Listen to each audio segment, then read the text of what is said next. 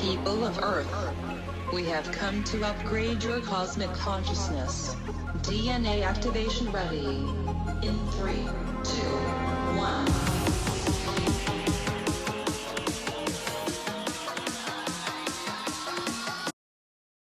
Hi, and welcome to Q&A on Breakthrough Leadership. I'm Craig Anderson. And I'm Lou Quinto. Today's topic is communication among remote workers. We live in a world where we have an increasing numbers, Lou, of people who are working remotely, either locally remotely or, across the country and even across the world. And so communication is an evolving thing about how we keep in communication with these employees, and it's an important way to keep people engaged in what we're trying to do. So today, we're going to cover 3 topics, as usual, to talk about this issue. So one is how to set communication guidelines. 2, the importance of having regular live meetings where you can, and the importance of managing by objective. Managing remote workers is very different than I recently learned a Taylor system of methodical adherence to hours worked. So Taylorism, look it up. So it's something that we'll talk about is how to manage remote workers. So Lou, why don't you kick us off and talk about communication guidelines? Yeah, obviously when you've got people who are working remote, and this is, again, an evolution in our workplace. Right. It used to be remote workers were primarily salespeople. Yeah. That were at different parts of the country, and you would communicate back and forth with them. And I think companies went through and, to communicate with them, they created maybe sometimes in-house software applications that they could send their information on the road when they made a call, made a sale, and be able to enter that in. And then, of course, obviously at that time there were more phone calls than anything else. But when you've got people, because remote now has just become everybody, we all want a flexible work schedule, so flexibility has been built into that. And one of the things we have to realize is that communication can't be lost. Even though people are in different places and we're not all in the same area, you need to have different guidelines. Right. And in fact, we've talked about there's some applications that companies have gone out and made the investment, Slack, Trello, Zoom is another one, where these are applications that help facilitate that remote location area. This way people can continue to communicate. So I think it's one of those things that when you have remote employees, you need to set up communication guidelines. How are we going to communicate in a particular project? How is important information going to be stored? How is it going to be shared? And all of these things are going to be important when you're dealing with those remote employees, because we're all not sitting in the same area anymore where something comes up immediately and we all share it. You need to have those guidelines in place, and sometimes some of those applications help. Yeah, it's funny. I actually have a coaching client who works for a company that went to a complete open workspace. So everybody's in the office, but it's all open. You don't have an office, you don't have a desk, you just find a place to squat for the day. And they actually have to use these tools now because nobody can find anybody in the company. So, it's easier to try and do it by Zoom or shoot a Slack message across, because trying to find them is almost impossible.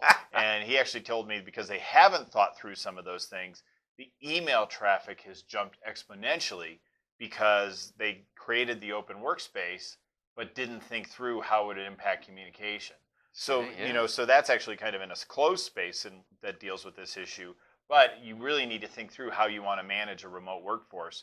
So, the tools Lou mentioned are ways to communicate, ways to memorialize things, because you don't have the water cooler. You don't have the, hey, let me just pop into your office and think about that guy in Office Space. Well, you don't have that anymore. So you've got to have these tools that help you more effectively communicate and set up expected ways to do it.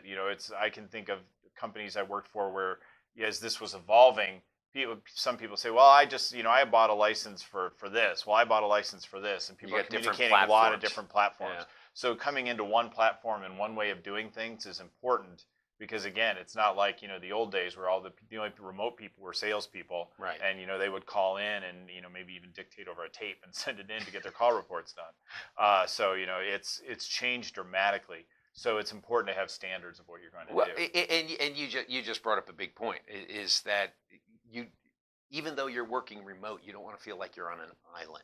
There needs to be that communication. Yeah. And so in addition to the communication that you would develop guidelines for, is every now and then you need to pull people together. They need to see each other face to face. So you've been in situations like that where you've had remote people and you've brought them together, if not I won't Yeah. say if not on a regular basis. Yeah, I think it's important to try and get people in. So I didn't really have people who worked remotely who lived locally.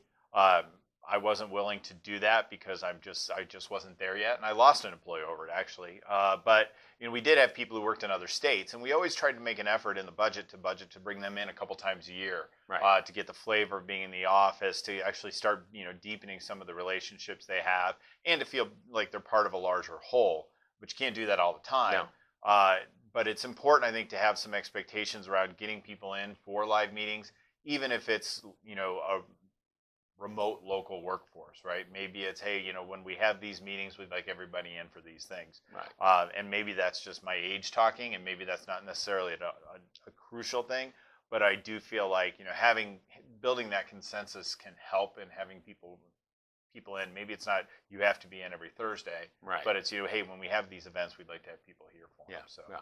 And obviously you don't want to blow people's schedules. So, you need, if you can plan them well in advance, you should have them. So if they are regular every 2 weeks on a Tuesday, you're definitely going to be here. That definitely would work. Yeah. So, okay. The third area that we're going to cover is going to be the one that when you're communicating, particularly when you're managing those remote employees, it's best when you're communicating and managing by objectives. Right. And what we mean by managing by objectives is to make sure that your communication is consistent all the way through.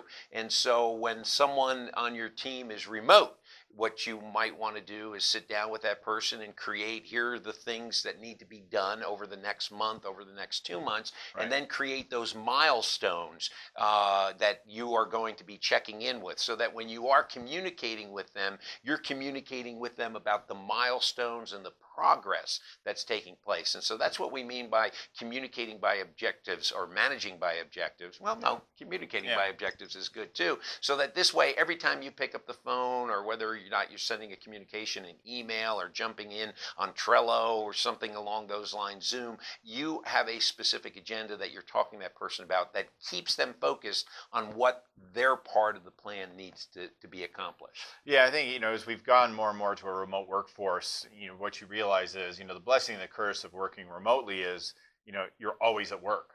You always have that space where you're working. So, to hold people to a strict, you will work from 8 to 5 and be available every moment for me from 8 to 5 is probably, it's not going to happen, and it's not the reality that we're living in right now. Now, certainly you will have times for a meeting and say, hey, if we have a meeting, I want you there. Right. But, people are going to, it's more important in your communication to really focus on the objectives and accomplishment and objectives. It doesn't really matter if somebody's working 70 hours a week, 35 or 40. Right. What matters is, are you moving the ball forward? Are the objectives getting completed? And are we getting things done that we need to do to grow our business faster and make more money for everybody? Mm-hmm. So it's really important to kind of communicate about it from a standpoint of objectives, not just you have to be here at a certain time. Yeah. So. And you will get a lot of people that, and I think many people probably already experience, where you get somebody my age, okay, boomer, who is used to that 8 to 5 work schedule. Yeah. And we have to understand that with that remote application that we're applying to employees, part of that is to give them flexibility in their day, particularly if they live in a city, New York City, Atlanta, Los Angeles, Chicago, where if you've got an employee that is spending a lot of time in the car or getting to work, wouldn't it be great if they were working at home when they would normally be traveling? And so there are those advantages, but yet there's still some of us that need to shake that 8 to 5 mentality off. Well, and the other thing to think about in all that is, with remote workers, you have people working on different time zones. Right. So not just, 3 hours of time zones across the United States, you have people working potentially across the world. I have a friend who traveled around the world for a year, different country a month, and still managed to work. Put in time at work. So it was balancing those time zones and making that work. So, again, it's hard to explain. And I was guilty of this, scheduling 8 a.m. Eastern meetings, and pulling California people in, right? They're rolling out of bed and jumping on a call. I wouldn't even say they're rolling out of bed. Yeah, they're probably still in bed. Yeah. So you have to think through what that means for your organization. Yeah. And you've got some people where time zones, like my daughter. There's 22, 24 different time zones in the world, and then there's my daughter's time zone, and that's her own. So there you go. And you do have workers who are like that. So anyway, key takeaways. Yeah, so for me, I think it's this idea of, standardizing the way you're going to do things. Mhm.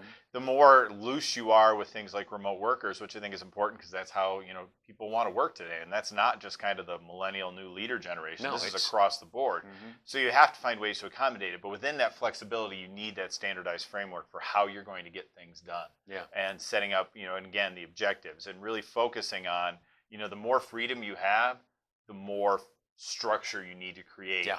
to balance that out. So Yeah. I think that's kind of my takeaway today. Yeah. Well, in my takeaway is I'd love to do on the example you used of the client that you have that did an open workspace. Yeah. No matter when you get in, if there's an open space, just take it. No one knows where they're at. I think that's a great experiment to show you the importance of. We took communication for granted. Yeah. I think we really need to, even in a situation like you were talking about, there need to be guidelines for that communication, because if not, all of a sudden communication starts to explode, and is it being captured properly? And so, we've taken communication for granted way too long, and with the remote workforce, I truly believe that we need to have those guidelines in place. Well, you've got to have a plan because it's the law of unintended consequences, right? Yeah. I am sure this company never thought that, hey, by giving people all this flexibility, we're suddenly going to bury them under an avalanche of email. Right, so think it through, have a process, be intentional. I think it always comes back to be intentional about how you're doing things. So, okay, very good. Well, we hope you enjoyed today's episode of Q&A on Breakthrough Leadership and discussing how to communicate with remote employees. If you like this video, go ahead and click the like button. Please share it with other employees as well, or with people with whom you work. And please subscribe to our episode so that you know when the next one's coming across.